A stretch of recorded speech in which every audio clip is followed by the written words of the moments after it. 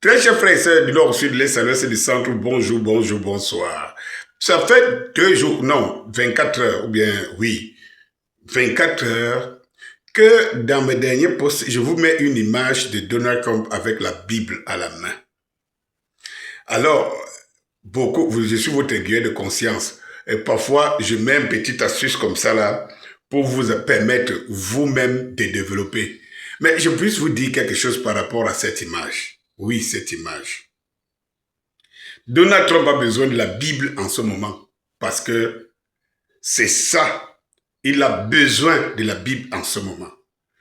Et il a besoin de démontrer que son Dieu qu'il prie, lui, qu'on voyait dans ses bureaux feutrés, les pasteurs, les prêtres, tout ça, les évangélistes en train de prier pour lui pour gagner la guerre en Iran. Vous avez oublié ces images? Avez-vous oublié ces images? Pendant qu'on avait ces images de la Maison Blanche, au bureau ovale, on n'avait pas ce genre d'images en Iran. Parce qu'en réalité, oui, Dieu, ce n'est pas le jour où tu as besoin de lui que tu vas à sa rencontre. Non. Pour ceux qui aiment Dieu et qui prient Dieu, ils savent que Dieu, c'est pas quand tu es dans une situation difficile que tu vas le chercher. Non. Tu dois lui témoigner ton amour tous les jours. Tous les jours, c'est ce qu'enseigne l'islam. Ce n'est pas moi. C'est ce qu'enseigne l'islam. Ai-je encore besoin de vous rappeler que dans les Scorpios, jusqu'à présent, je vous parle, je ne suis pas musulman. Ai-je encore besoin de vous le répéter? Je suis un observateur de la société. Je suis celui qui sait reconnaître ce qui est bon. Je suis celui qui sait reconnaître le bon et la bonté. Voilà.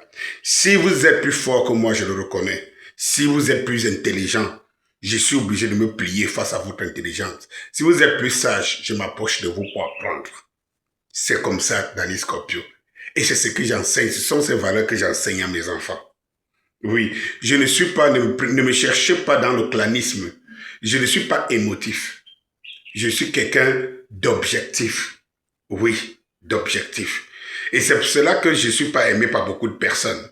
Parce que le jour où tu parles de quelque chose dont la personne émotivement ne comprend pas ça comme ça, et cette personne se retourne contre toi.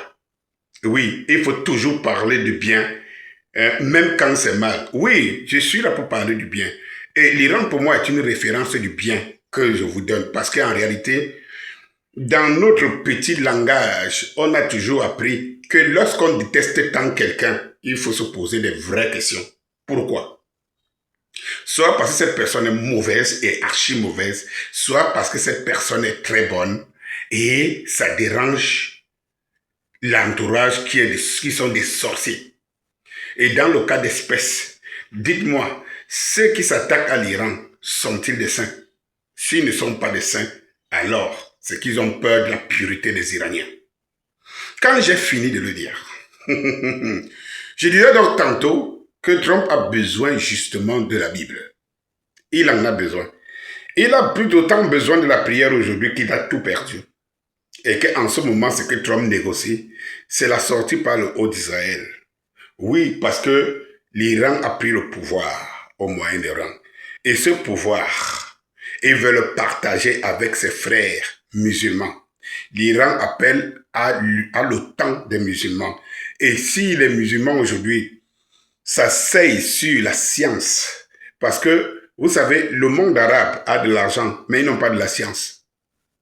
Ils n'ont pas de la science. Et je peux vous dire une chose.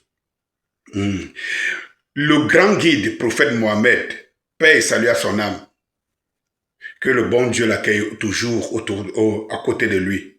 Il avait prédit, il avait dit au monde musulman, lorsqu'il parlait du pouvoir de l'Empire perse, il avait prédit que lorsque vous n'arriverez pas à assumer le pouvoir d'Allah, oui, il les avait désigné l'homme, et cet homme perse, oui, et que pour eux, pour sa descendance, ils sont capables d'aller à la Lune pour décrocher la science. Et lorsque nous savons que le monde ne tourne que par la science. Je ne veux pas trop entrer dans les détails là, aujourd'hui. Eh bien, mes très chers frères et sœurs, les pays du Golfe, la nature les a donné les moyens et l'argent et tout, par la sagesse, par la science. Et la Perse, les Iraniens, la nature les a donné la sagesse, la science et aussi l'argent. Il faut le savoir. Donc quand les Iraniens appellent à l'union, à l'OTAN des musulmans, l'Iran sait très bien de quoi il parle. Le temps des musulmans seront assis, l'Iran étant assis au centre. L'Iran devient les États-Unis du Moyen-Orient. Oui, l'hyperpuissance qui distribue à ses frères. Et quand nous savons que lorsque les gens sont assis sur les préceptes uniques de l'islam, ils savent ce que c'est que le respect de l'autre. Oui, avec les moyens que les pays du Moyen-Orient disposent, le nombre de ces pays qui sont plus de 57 qu'ils appellent, la science et la conscience iranienne au centre, vous pouvez imaginer. Vous pouvez imaginer ce que sera le Moyen-Orient dans 20 ans. Je dis bien simplement 20 ans. 20 ans. J'espère que la divine providence permettra à ce que nous soyons encore là, vivants, pour vivre ça. Mais je vous dis même 20 ans, c'est loin. 10 ans. Parce qu'ils ont tous les moyens. Il leur manque une seule chose, s'accorder. S'accorder.